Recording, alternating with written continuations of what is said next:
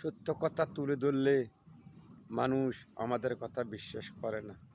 ভাই আমরা ফেসবুকে কখনো মিথ্যা কথা বলি, ফেসবুকে আমরা ভিডিও আপলোড দিই না।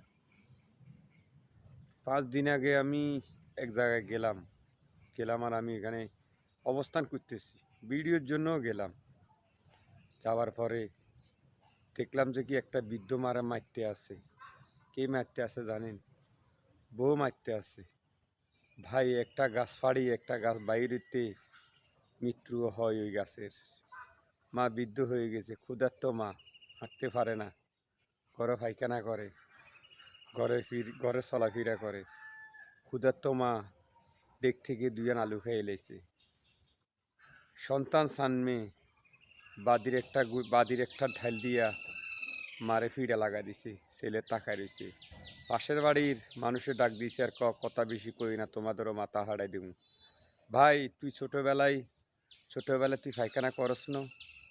এই তুই কোলাঙ্গার ছোট্টবেলা তুই বাথরুম করস না? মার কোলে করস না? বাবার কোলে করস না? মা এগুলা সাফ করে না? আজকে মা বৃদ্ধ হয়ে গেছে, বাথরুম করবো দে তোর পরিবারে, তোর মারে খানা দেয় না, একবেলা খানা দেয় আর 2 বেলা মা উয়াস থাকে। এই নারী, তুই একদিন মা হইবি, শাশুড়ি হইবি, তুইও বৃদ্ধ হইবি, তোর কপালে এটা জুটবো। এটা সত্য কথা। আল্লাহর কোরআন যেরকম সত্য, এটাই সত্য হবে।